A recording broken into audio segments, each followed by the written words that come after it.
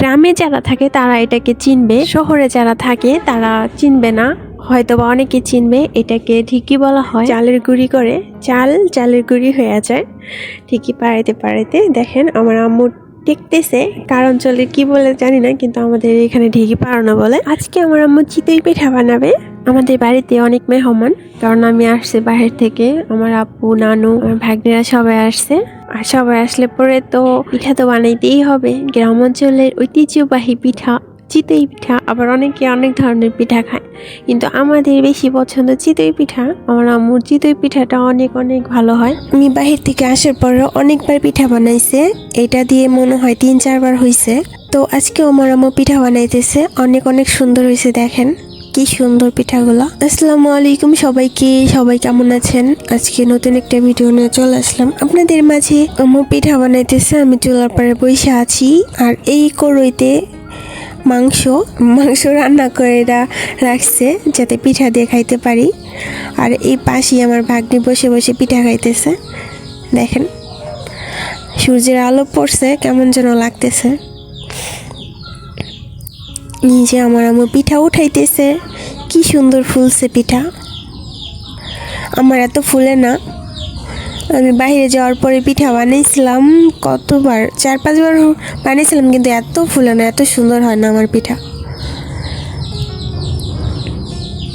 আমি ভয়েস দিতেছি, আমার ভাগ্নি দুইটা আমার পাশে বসে বসে কান খাড়া করে শুনতেছে।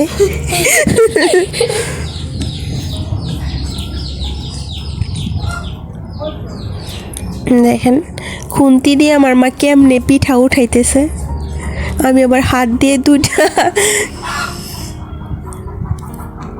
ওয়াও! আর এই দানা দিয়ে রাখছে যাতে গরম গরম থাকে আর গরম গরম খাইতে পারি আমরা। এই জন্য একটু পরেই আমরা পিঠা খাবো, এই জন্য বসে আছি। আর আমার চুলার পাড়ের থেকে পিঠা খাইতে অনেক অনেক মজা লাগে।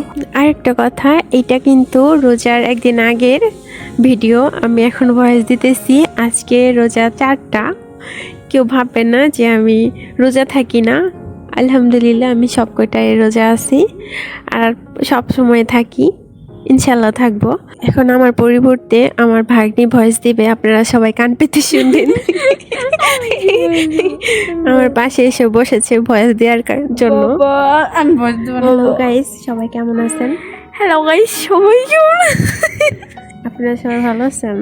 আপনারা সবাই ভালো আছি? দেখেন আমার নানু পিঠা সবাই আমার আন্টিকে সাবস্ক্রাইব করে দিবেন, আমার আন্টির ভিডিও দেখবেন। দাও। সবাই আমার চ্যানেলটাকে সাবস্ক্রাইব করে দিবেন, পাশে থাকবেন, দেখবেন।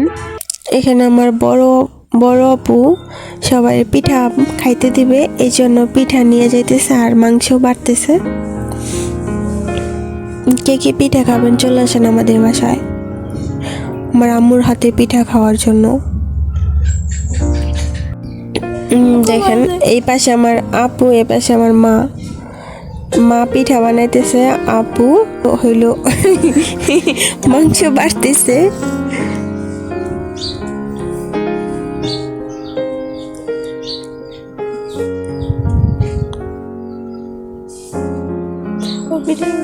আসসালামু আলাইকুম ভাই ও বোনেরা, লড়া থেকে।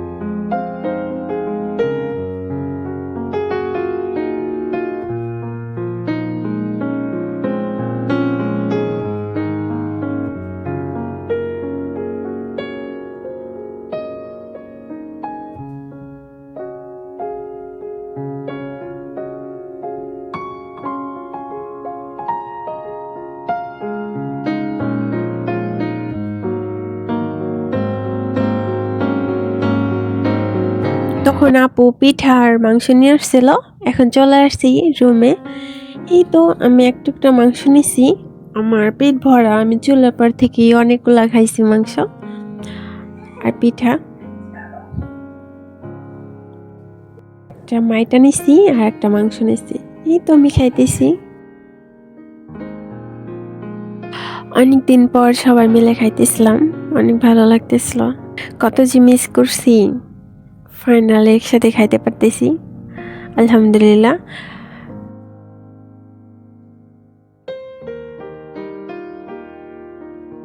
আর আমরা খাওয়া শেষ করে পাশি, চটপটি, তারপর ফুচকা অনেক কিছু বিক্রি করতেছিল, তো সেখানে গিয়েছিলাম।